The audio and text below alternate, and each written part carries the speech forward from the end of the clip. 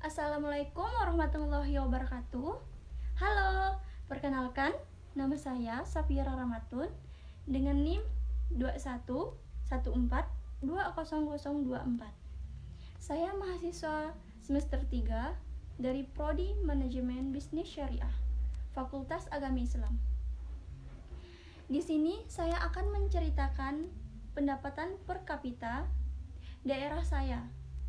Dan saya akan menceritakan tentang daya beli masyarakat di pasar tersebut dan tingkat harga pasarnya. Dan saya akan memberikan solusi ekonomi syariah pada kasus yang akan saya paparkan.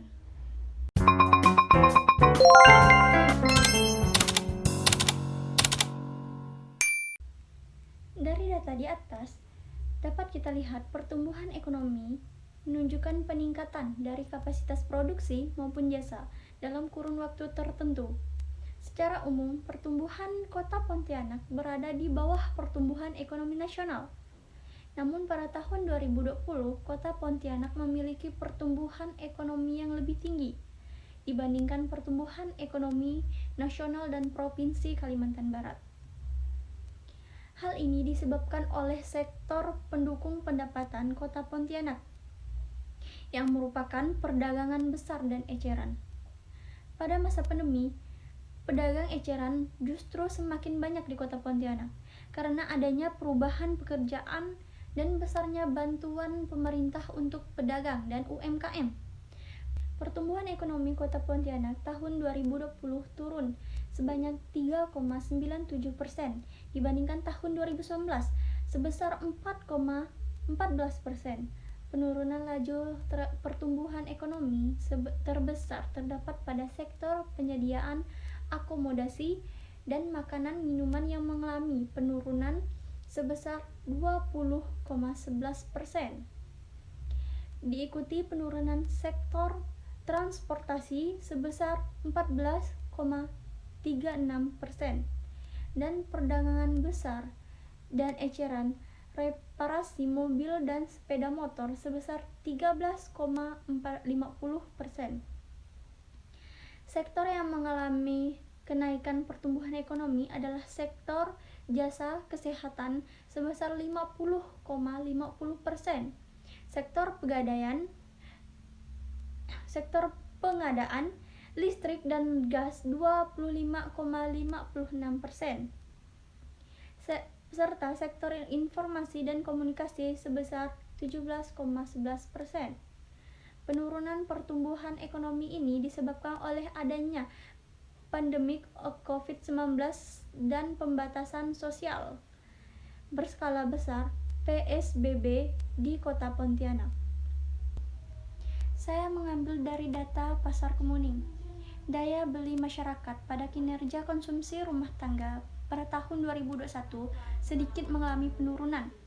Pertumbuhan konsumsi rumah tangga pada tahun 2021 terkontraksi hingga 1,50%, menurun pada dibandingkan dengan kontraksi tahun sebelumnya sebesar 0,97%. Kembali meningkatnya kasus COVID-19 sehingga terbatasnya kegiatan masyarakat dan berdampak pada menurunnya pendapat dan permintaan masyarakat menjadi penyebab dari perlambatan konsumsi rumah tangga. Dari data Pasar Kemuning, pada tahun 2001, pertumbuhan komponen daya beli masyarakat konsumsi non-rumah tangga juga mengalami sedikit penurunan. Relasi pertumbuhan konsumsi non-rumah tangga pada tahun 2021 tercatat sebesar 0,89% atau menurun dibandingkan pada tahun 2020 yang tumbuh sebesar 1,54%. Hal ini dipicu karena masih terbatasnya kegiatan masyarakat dalam rangka pencegahan penyebaran pandemi COVID-19. Meskipun kasus COVID-19 ini di Kalimantan telah membaik sejak akhir 2020, namun pada tahun 2021 mengalami kenaikan kasus positif, sehingga penyebab menurunnya kinerja di beberapa sektor termasuk termasuk daya beli masyarakat non-rumah tangga, terkontraksi dalam presentase yang tidak besar. Di sini juga ada daya beli masyarakat pada kinerja konsumsi pemerintahan. Pada tahun 2021 mengalami perbaikan. Konsumsi pemerintahan pada tahun 2021 meskipun masih terkontraksi sebesar kurang dari 0,34%, namun lebih baik dari kontraksi pertumbuhan sebesar kurang dari 3,52% pada tahun 2020. Belanja pemerintah yang masih kurang optimal pada tahun 2021 disebabkan oleh refocusing anggaran penanganan COVID-19 dan penggunaan sistem baru yang pada pemerintah daerah, yaitu sistem informasi pembangunan daerah, yang menyebabkan dinamika kondisi keuangan daerah sehingga cukup berdampak pada kurang optimalnya realisasi belanja pemerintah. Sejalan dengan daya beli kinerja konsumsi, pemerintah pada tahun 2021 mengalami peningkatan persentase pada belanja APBD Provinsi Kalimantan Barat tahun 2021 yang sebesar 7,3 triliun atau lebih tinggi dibandingkan pada yang sama pada tahun sebelumnya, dan sebesar 6,33 triliun. Di sisi lain, persentase realisasi belanja APBD Provinsi Kalimantan Barat tahun 2021 mencapai 4,34%, lebih rendah dibandingkan pada tahun yang sebelumnya yang mencapai 7,8%. Penurunan realisasi belanja Provinsi Kalimantan Barat bersumber dari realisasi pada komponen belanja pegawai, belanja barang, hibah, dan belanja yang tidak terduga. Bisa kita lihat di sini tingkatan harga pasar Kemuning pada tahun 2021. Harga ayam di sini per kilonya 35.000, kedelai per kilo 16.000, gula pasir 14.000, beras 13.000, jagung pipilan 10.000, cabai merah besar 50.000, susu merek Bendera 11.000, cabai biasa atau cabai tiung 40.000, cabai rawit 65.000, ketela singkong 7.000. Secara umum, terdapat beberapa tantangan dalam perkembangan ekonomi syariah, khususnya industri halal di tanah air, yaitu regulasi terkait industri halal yang belum memadai, dan literasi dan kesadaran masyarakat akan produk halal yang kurang, dan juga industri halal dan keuangan syariah yang masih rendah. Peningkatan konsumsi dan kebutuhan produk halal yang ada di dalam negeri tidak diimbangi dengan jumlah produksinya. Tata kelola dan manajemen risiko sektor halal yang masih belum memadai.